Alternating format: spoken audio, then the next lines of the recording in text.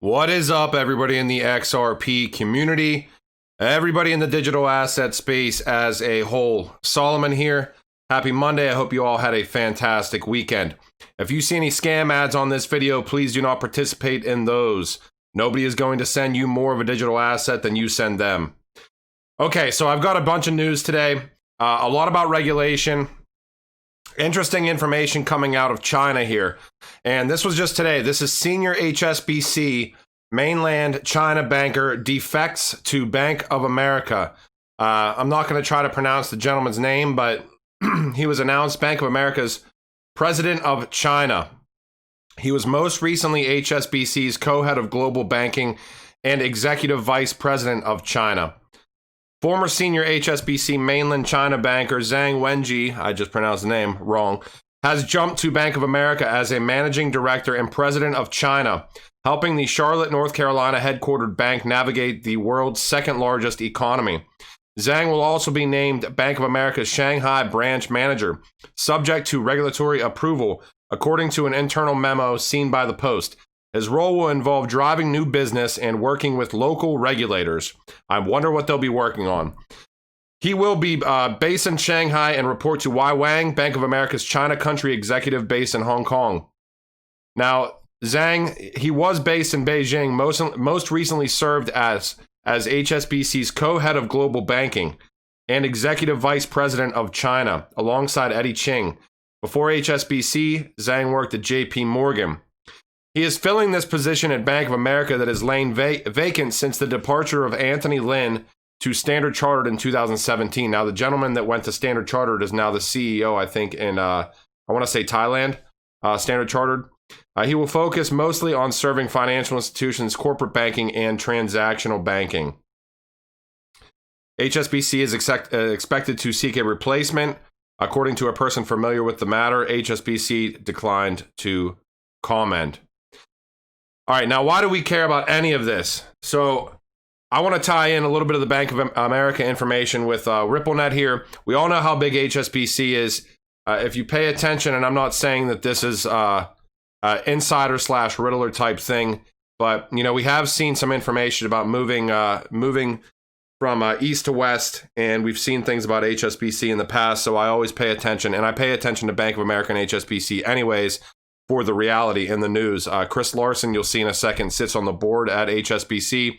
And we all know the tie-ins, and you're about to see some more for Bank of America and Ripple. All right, Bank of America sets company record for patents filed and granted during the first half of 2020. Now, I just found this interesting. Maybe you haven't seen the patent that Bank of America had put out on Ripple, but there's many of them. There's many of them regarding digital currency as well. You will see some in a second. Now, this technology advisory board for HSBC, we can see Chris Larson, executive chairman of Ripple, expert in blockchain. So he sits on HSBC's technology advisory board. These are some of the Bank of America patents that they have filed recently. Syndicated loan distributed ledger pass-through processing. This is published 2020, July 16th. There's tons of them in here, so I'm not going to get overly deep into this, but blockchain encryption tags, real-time net settlement by distributed ledger system. This directly is the one that talks about Ripple. This is the X-Current solution, which does not necessarily have to use XRP, but can. A pre-funded Ripple settlement scheme. So this is directly through Bank of America. I'm sure there's plenty more in here if I don't even go by relevance and not just newest. There was a ton of them. Cryptocurrency transformation system, cryptocurrency offline vault storage system, cryptocurrency suspicious user alert. You get the picture, right? You can see what they're building, right? You can see what they're planning to build. I don't think it's a secret anymore. I just try to present the news. Now, there's always such a discussion in the XRP community whether Bank of America is a Ripple customer. Obviously, they are. This is actually a Swift Latin America regional conference from 2019. So Swift is presenting this at a conference. This is Innovation in Latin America, Bank of America, Merrill Lynch, or maybe this is just Swift's conference and this is Bank of America's presentation, which is probably more likely. Many of us have seen this. This is GTS. I think this is Global Transaction Services. Consortium memberships include R3 and Ripple. experimentation and proof of concepts. Now we can see in here, many of you have probably already seen this, but I'm just presenting this for scope. Innovation example is Ripple's cross-border solution. Ripple's distributed ledger solution remedies legacy correspondent banking infrastructure challenges and provides bidirectional messaging to enhance payment tracking, data transmission, and enables enhanced certainty in settlement. This is today. The proof of concept use case is showing what's happening today, or the legacy format as far as transactions are concerned, and potential future, which is simultaneous settlement, which is what we care about, right? Settlement. All right, moving a little further here. We can see right here, this is just Bank XRP. I know he came back to Twitter today for a second. This is 2019. HSBC launched next generation virtual accounts for corporate and institutional clients as an innovative multi-currency solution available in more than 20 currencies. HSBC appointed their technology advisory board in 2017. We saw that Chris Larson sat on that board. Now, I saw this on Friday or Saturday, Bank of America and Bitstamp integrations. I don't want to take too much stock into this yet, this Integromat. I've got to look into them a little bit more. But it looks like a processing platform here.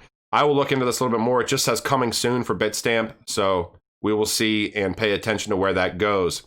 All right. Dubai's Emirates NDB signs memorandum of understanding with Israel's bank Hapolim. And this is the two largest lenders in the UAE and Israel. Emirates NBD and Bank Hapolim, I'm definitely butchering that, signed a memorandum of understanding as the two countries move to forge ties, a statement from Hapolim said on Monday. It's the first banking agreement between lenders in the two countries since they agreed to normalize ties under a U.S. brokered accord. Now, Emirates NBD has trialed Ripple before. We know that from a 2017 presentation here. This is Emirates NBD for the next 12 months, exploring experimentation and proof of concepts are the key for our readiness. We can see their journey in 2015. They did their first proof of concept with Ripple right here. And obviously first would imply more were to come, correct? We haven't seen multiple more. We do know that they're potentially integrated into the Infosys platform. We know that Infosys is not just Bitcoin. Infosys is also tied in with Ethereum and RippleNet as well. So pay attention to all of this. Now, I just found this interesting as well. Microsoft unveiled, and I think this was like 2018, Microsoft unveiled a new partnership with Israel's largest bank, or the banking lender like we just talked about, Bank Hapolim, however you say that. So we know Microsoft Azure is blockchain. We know Microsoft Azure, the head of that, had talked about Ripple underpinning the Internet of Value back in 2016. We know that Microsoft Azure is also RippleNet as well. But Microsoft Azure has multiple blockchain initiatives at this point, so I'm curious to see where this goes as well. Now, this same news here, this Israel's Hapolim, I am so butchering that, expects UAE banks to follow normalization. Now, what's interesting here, and this is just a different article about the same thing, the UAE's largest lender, First Abu Dhabi Bank, had said it would open discussions with this Hapolim Bank and Bank Leumi, another Israeli bank. So First Abu Dhabi Bank is going to open discussions with this Hapolim or Hapolimi or whatever, however you pronounce it. First Abu Dhabi Bank, we know, is also a Ripple partner. National Bank of Abu Dhabi, which is now known as First Abu Dhabi Bank, became the first Middle East bank to partner with Ripple, a global blockchain network built on blockchain. Now, I do want to preface this with a little bit of a disclaimer because XRP, from my understanding, is not Sharia compliant, at least to date. Now, I have seen a document where it says Stellar is Sharia compliant. So just pay attention to where this news goes. We know that multiple banks in the Middle East are partnered with RippleNet. I don't think that's by mistake, but until they announce that Sharia compliance contains XRP utilization as well, I'm going to take everything that I see out of the Middle East with a potential grain of salt.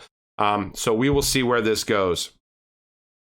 All right, now today, Pakistan and China likely to sign a memorandum of understanding for cooperation in ICT, information and communication technology. So we're seeing this across the board. We're seeing these these partnerships from a technological standpoint. And you better believe that blockchain and distributed ledger and digital assets are going to tie into this. This is another piece of news today, banking's technological transformation. And this is Piyush Gupta, Chief Executive Officer and Director of DBS Group, talks to Brandon Chai about the future shape of central bank digital currency and helping clients adapt to digital disruption. Now, they've been building on digitization for a while, DBS. We know that from this press article that DBS has worked with Ripple, a proof of concept as well. Standard Chartered, which is the one of the seed investors into RippleNet, sits on the steering group of RippleNet. DBS Bank and Infocom Development Authority of Singapore have developed proof of concept for a blockchain-based invoice trading platform. Look here, the project uses Ripple's distributed ledger technology to underpin a platform for tracking invoices, backing loans to suppliers, reducing risks of invoice duplication while retaining client confidentiality. It was our essential to choose an open source, consensus-based protocol for our proof of concept. Ripple was as good as any. All right, more rhetoric on the Great Reset, financing a sustainable recovery. This is an entire 1 hour long podcast through the World Economic Forum here. You've got the president of the World Economic Forum, who is the introductor of this, moderated by managing director, and the panelists include Kristalina Georgieva, managing director at IMF, the Minister of Finance, Economy and Planning at the Ministry of Finance of Saudi Arabia, Chief Executive Officer at Fidelity International, and Director, blah, blah, blah, some school.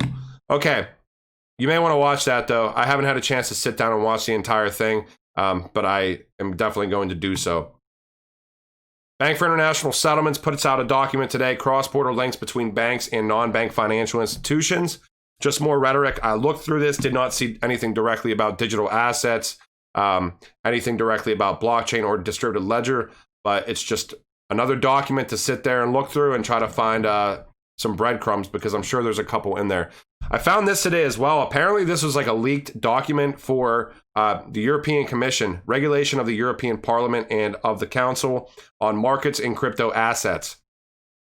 Now this looks to be a completely legit document. There's lots in here, nothing directly about XRP or any of that, but it's a huge document. I'm obviously not going to go through 168 pages, but it just presents the same rhetoric that we're seeing across the board. Regulations are coming. And I do believe that a lot of these nations are much further ahead than what we're seeing from the public scope. So I'm curious how the rhetoric's rolled out, because we all know that the economy cannot sustain what it's doing. The unlimited printing is just not sustainable. All right, UBS and Credit Suisse explore merger. I mean, this news, honestly, like, I go through this news like it's nothing. On a daily basis, I see this news, and I would say over the past year, I'd say 12 to 18 months, there have been more mergers from a financial standpoint than I think many people have ever seen. And, I believe that it's all leading towards digitization 100%. I believe that it's removing rails to allow for interoperability across the board. I believe that a lot of these financial institutions are very much so frenemies. They're working together for a common goal. But this is UBS and Credit Suisse. We know UBS is tied into Ripple directly. We know Credit Suisse has mentioned Ripple and XRP before as well. I'll read this a little bit. UBS is the world's largest wealth manager. They've been exploring the question with consultants, but haven't raised the topic at levels of the executive board. This is about future strategic options. The assessment is part of regular internal planning procedures. Currently, no formal discussions going on between the two banks, said the people who asked for anonymity because the information is not public. Both banks declined to comment. Speculation about the deal was stoked earlier Monday when Swiss finance blog Inside wrote that Weber and Credit Suisse's chairman could agree on a merger as early as next year. Now, what's interesting is we can see UBS. UBS has, other projects they're currently working on. This is probably from a year or two ago.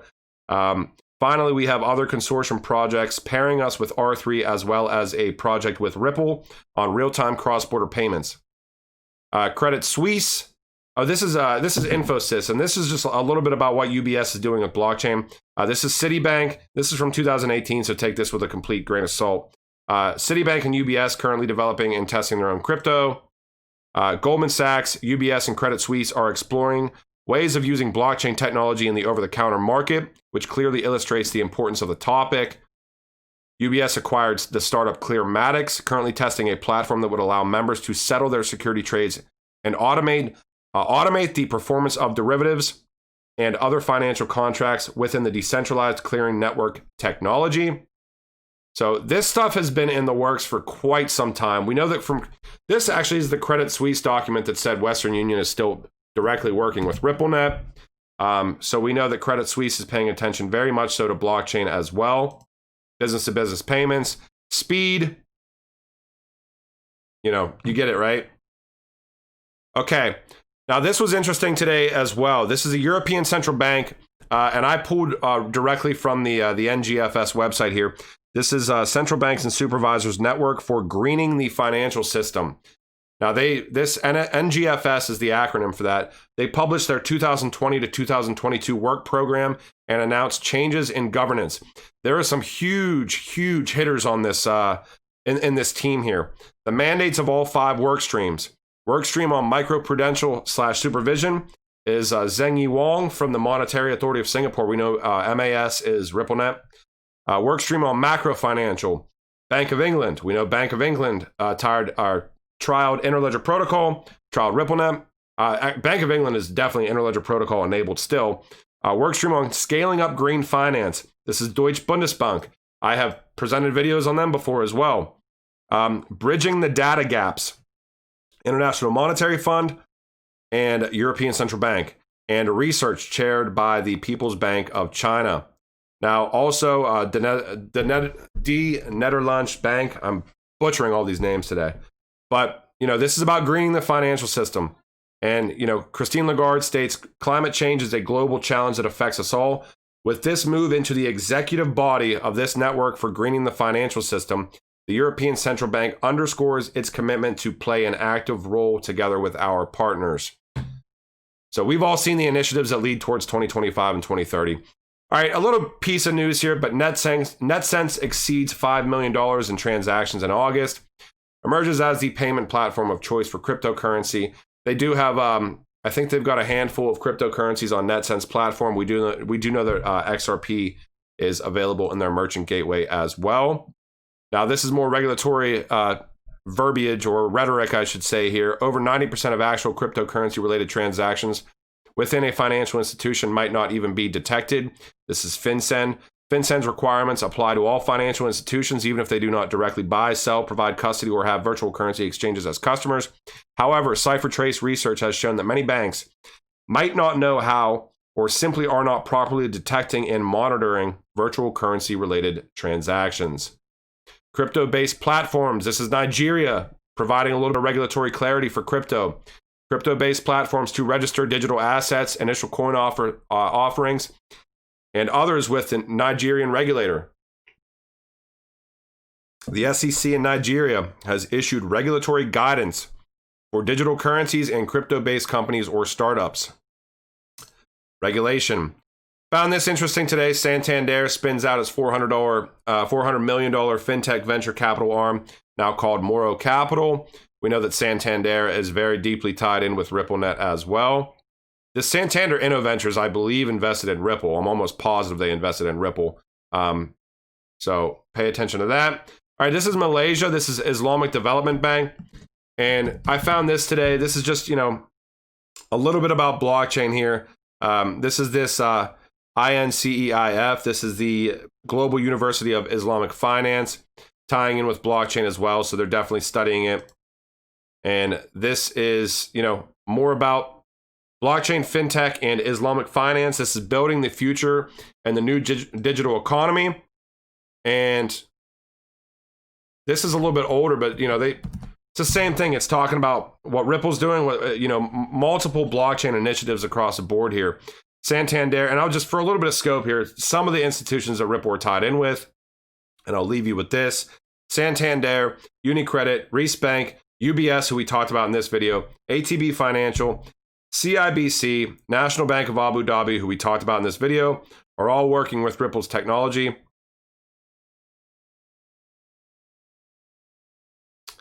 Saudi Arabian Monetary Authority signs an agreement with Ripple. We get it. I mean, Interledger Protocol getting a widespread adoption among centralized and decentralized payment networks. For example, more than 75 banks via Ripple. And we have seen from the recent videos, I saw Kevin Cage's video today, Ripple obviously, working with 50 central banks, 50 or more central banks very closely.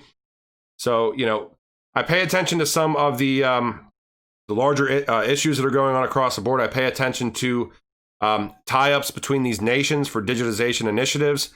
Pay attention to, who we know has been working with RippleNet and what they are doing currently. My opinion, it's very difficult to find things directly correlating to XRP at this point in time, because I think most of that stuff is, in my opinion, not putting on a tinfoil hat, whatever, take it with a grain of salt, but I believe that XRP integration, obviously we know that it's tied in through RippleNet. It's an option at this point. Most of this stuff is under the hood at this point, and they're not going to just come out and directly announce it until we have a clear regulatory path forward. So I hope you guys all enjoyed this video. I took a break over the weekend. As always, my Monday video, or my first video after a break, is a little bit more stuttersome, I'll say. But there's a lot of news today, and I'm sure there'll be more this week. Hope you enjoyed. Again, don't participate in scams, and I will see you tomorrow if there is news to present. Later.